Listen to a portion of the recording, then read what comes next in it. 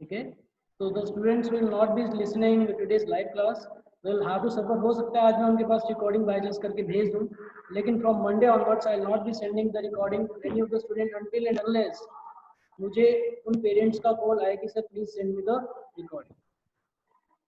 ठीक है, तो बच्चे we have in the new books chapter number 6 है न्यू बुक्स में डिसोल्यूशन का, चैप्टर नंबर 5 है पार्टनरशिप का। ठीक है, पार्टनरशिप का chapter number 5 that is dissolution, उसका इलस्ट्रेशन नंबर 18 है न्यू बुक्स में। ऑल बुक्स में this might be illustration number 16। Brahma Vishnu and Mahesh are in partnership sharing profits in the ratio of 3:4। 3:4 का रेशियो है। They decided to dissolve the partnership firm, उन्होंने decide किया कि they will be dissolving a partnership form.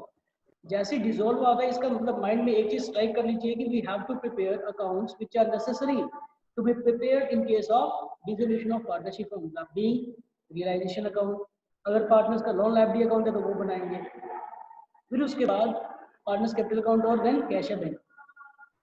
ठीक है, at the date of dissolution there creditors amounted to 16,000। अब इस सब में आप लोग देखेंगे कि you have not been given the proper balance sheet form.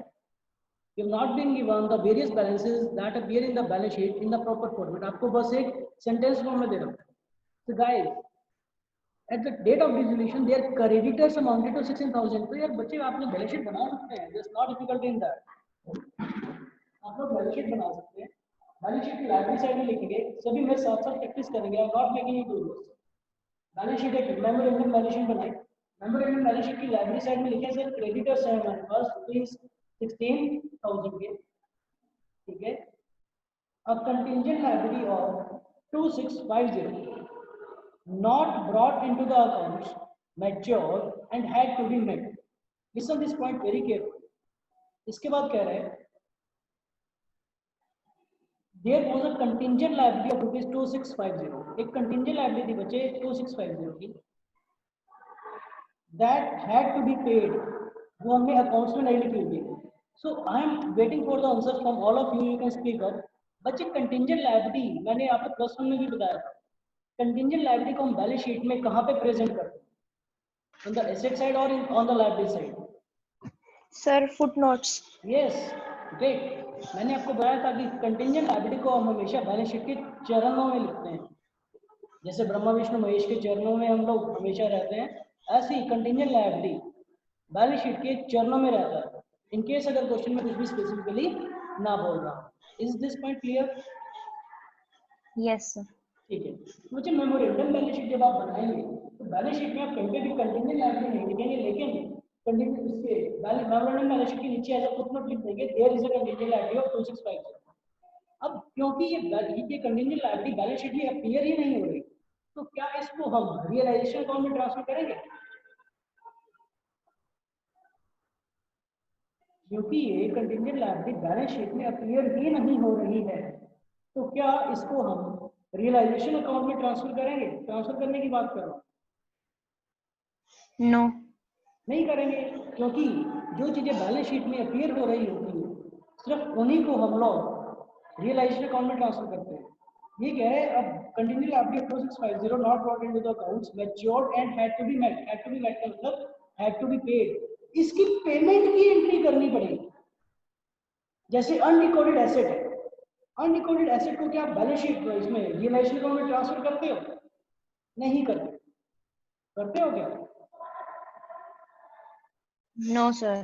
What about others? बच्चे Muskan, Yashika, Manisha, Pooja, Preeti, Nikita, do you transfer the unrecorded asset to the balance to the realisation account? No you do not. ठीक है, you people do not transfer the unrecorded asset to the realization account. Similarly, ये जो contingent liability है ये भी हमें balance sheet में नहीं लिखी है, बैलेंस शीट के नीचे है, तो इसको भी ट्रांसफर नहीं करेंगे, लेकिन पेमेंट करने की एंट्री करोगे। प्रीति, what shall be the entry for payment of a liability? You can either speak or write. Liability debit to realization. Realisation to bank. बच्चे प्रीति, यस प्रीति, जो आपने एंट्री बताई that is for the entry for the purpose of transfer. वो जो transfer entry है, जब आप liabilities को ट्रांसफर करते हो और इस केस में तो कंटिन्यूइंग लायबिलिटी बैलेंस शीट में अपीयर ही नहीं हो रही है, तो ये आप ट्रांसफर की एंट्री नहीं करोगे। लेकिन पेमेंट, जब पेमेंट करते हो तो आपके पास से पैसे गए प्रीति, And yes, sir. और जब पैसे जाते हैं तो बैंक अकाउंट को क्या करते हैं, डेबिट या क्रेडिट? +1 से सिखाता आ रहा हूँ। Credit. तो एंट्री क्या हो जाएगी, बच्चे रियलाइजेशन के थ्रू एंट्री पास करेंगे, Realization to bank. Relation to bank. तो इसका मेमोरेंडम बैलेंस शीट को हमने कंटिन्यू लाइब्रेरी का कुछ नहीं करना। अभी तक हमारे पास बैलेंस शीट में एक ही फिगर आई है, वो आई है creditors to be liability side में 60,000। इसके बाद है हमारे पास their capitals stood at 12,000, 10,000, 8,000 respectively. Capitals है बैलेंस शीट की लाइब्रेरी साइड में, कैपिटल्स में लिख दो एक से एक, मतलब स्टूडेंट महेश की 12,000, 10,000 और 8,000। आगे इसके बाद कह रहे हैं Vishnu had lent to the firm in addition to capital ₹14,000। ये कह रहे हैं विष्णु ने कैपिटल के साथ साथ फर्म को एक लोन भी दिया। तो ये फर्म के लिए लाइबिलिटी है, एसेट है? From the point of view of firm, is it a liability or an asset? Liability. Yes, this is liability. तो विष्णु लोन यानी 5 लोन आप लाइबिलिटी साइड में और लिखो। तो हमारे पास लाइबिलिटी साइड की सारी आइटम्स आ गई। सारी आइटम्स मतलब जो भी हमें गिवन है वो हमने सारी की सारी लाइबिलिटी साइड में दी है। इसके बाद कह रहे हैं the assets realised 40,150। The assets realised, इसका क्या मतलब है? क्या एसेट्स की बुक वैल्यू 40,150 है? एसेट्स की रियलाइजेशन सर मतलब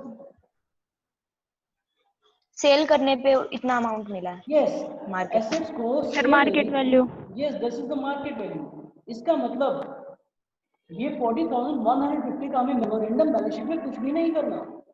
आप लोग मेमोरेंडम बैलेंस शीट कैसे बनाएंगे? आपके पास लाइबिलिटी साइड की 3-4 फिगर्स है। एक तो क्रेडिटर्स है 16,000 के, फिर तीनों की कैपिटल्स है, तीनों की कैपिटल्स है 12 + 10 + 8 दैट इज 30,000। तो 16,000 प्लस कैपिटल्स 30,000, 46,000 प्लस प्लस जो लोन है विष्णु का 14,000 का।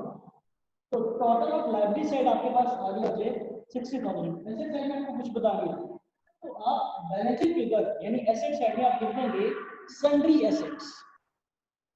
सन्ड्री एसेट्स क्योंकि हमें कुछ भी स्पेसिफिकली नहीं पता कि हमारे पास कैश कितने का है, डेटर्स कितने के हैं, स्टॉक कितने का है, फर्नीचर कितने हैं, नहीं पता।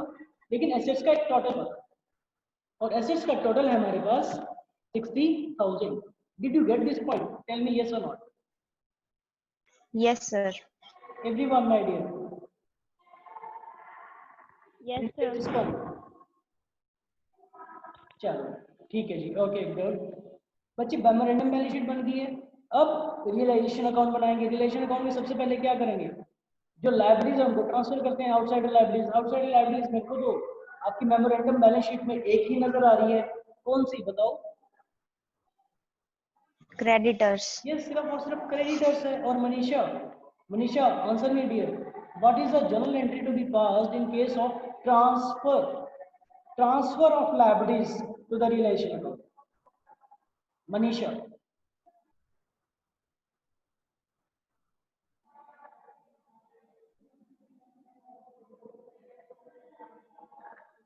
Realisation account debit to creditors. नहीं बेटा, क्रेडिटर्स बैलेंस शीट में क्रेडिटर्स आ रहे हैं। क्रेडिटर्स का नेचर बताओ क्या होता है, डेबिट या credit? Sir creditors debit to realisation. ये छोटी छोटी गलतियां नहीं होनी चाहिए मनीषा बच्चे। अगर आप लोग ये छोटी छोटी गलतियां करोगे तो कैसे चलेगा?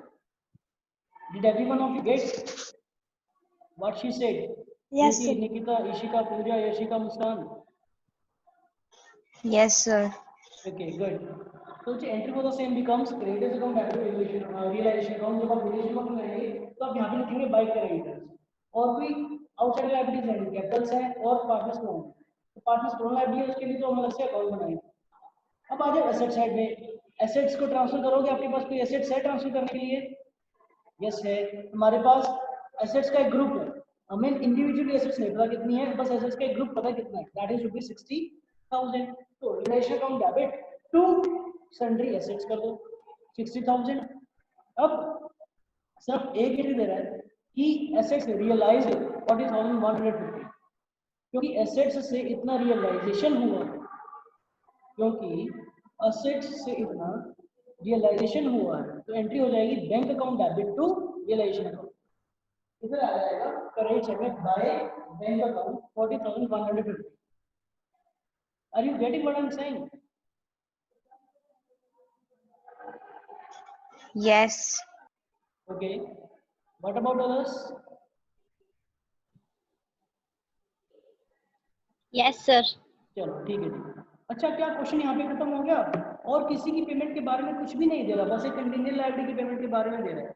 तो चलो कंटिजेंट लायबिलिटी की पेमेंट करेंगे, realisation account debit to bank कर देंगे 2650. क्या हमने कुछ और चेक करना है या नहीं करना, या बस रियलाइजेशन अकाउंट को यहाँ पे बैलेंस करके खत्म कर देंगे?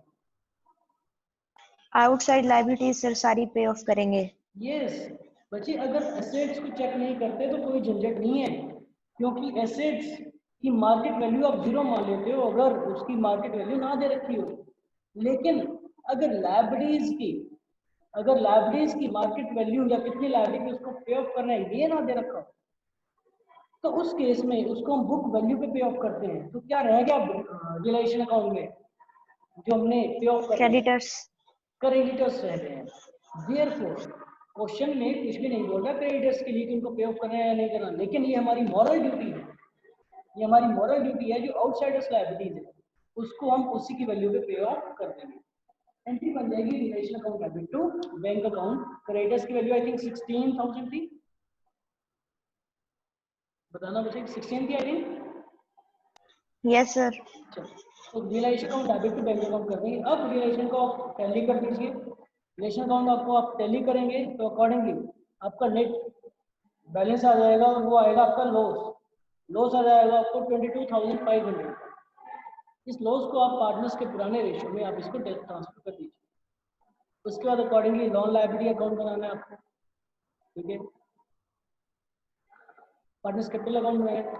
मेन तो जो है ना इस चैप्टर में मैं आपको बार बार कहता हूँ रियलाइजेशन अकाउंट का प्रिपरेशन. आपने रियलाइजेशन अकाउंट बना लिया और पार्टनर्स लॉन लायबिलिटी अकाउंट बना लिया. उसके बाद इस क्वेश्चन में कुछ भी नहीं है, आपको जो पार्टनर्स कैपिटल अकाउंट बनाना है और जो बैंक अकाउंट बनाना है वो तो बस बच्चे क्रॉस पोस्टिंग होगी ऊपर वाले दो अकाउंट्स. पार्टनर्स कैपिटल अकाउंट बनाने के लिए पार्टनर्स का ओपनिंग बैलेंस उठाओ.